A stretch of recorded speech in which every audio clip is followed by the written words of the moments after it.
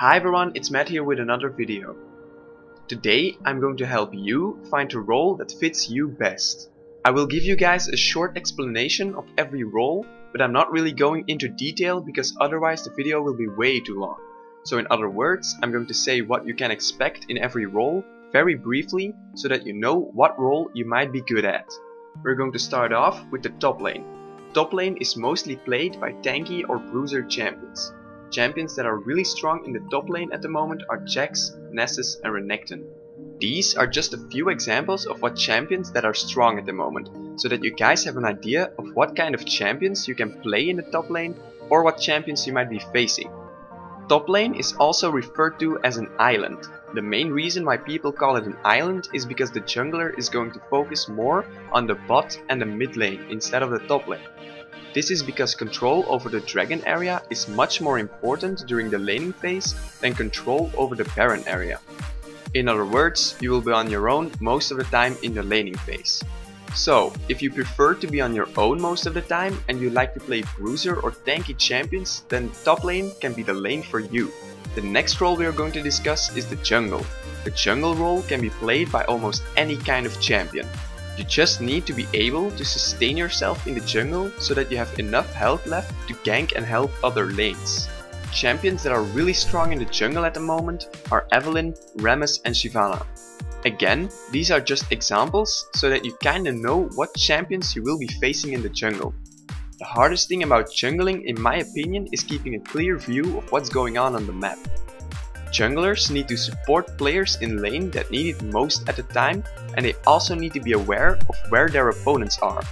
This means that the jungler needs to be good at knowing when to gank a lane and knowing when to farm in the jungle. So, if you like to help other lanes as much as possible, and you can keep a clear view over what's going on the map at any time, then the jungle role might be something for you. The next role we are going to discuss is the mid lane. The mid lane is mostly played by AP or AD casters or assassins. Champions that are really strong in the mid lane at the moment are Kassadin, Fizz and Kha'Zix.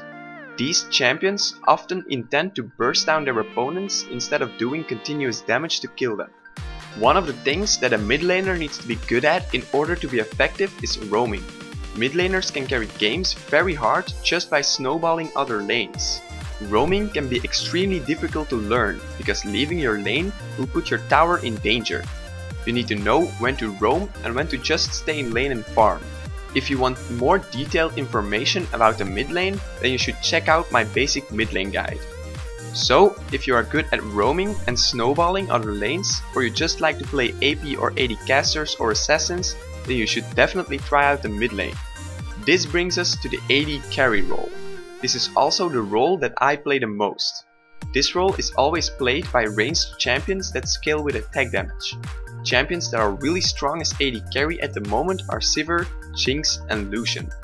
This is probably one of the hardest roles to learn because you need to keep a clear view of everything that is going on in fights.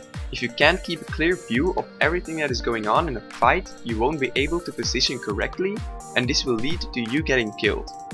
AD carries are also masters of the late game. Their power increases as time goes on. This also means that you will probably be farming most of the time in the early stages of the game. So, if you are able to keep your head cool in teamfights and you are patient enough to wait for the later stages of the game to feel your power spike, then the AD carry role might just be the role for you. This brings us to the last role in League of Legends, the support role. This role is mostly played by champions that either have heavy crowd control, utility or sustain abilities. Champions that are really strong as support at the moment are Annie, Taric and Thresh. This role is underestimated most of the time because supports don't deal as much damage as the other roles. But this doesn't mean that they are useless, not at all. A support player will be providing his team with utility and crowd control instead of damage. Because of this, support players need to know who is dealing the most damage or is the biggest threat in both teams to either defend or lock them down with crowd control. The support will also be the one providing the most vision on the map. Everyone is now responsible for wards because of the vision changes that were implemented, but the support will still be superior when we are talking about warding and giving vision to teammates. So, if you like to have control over fights by using crowd control and utility instead of pure damage, and you like to have the upper hand when it comes to giving vision to teammates and warding the map, then the support role might just be the role you are looking for. This is it, guys. I hope this gave you an idea of what you can expect when you choose your main role in League of Legends.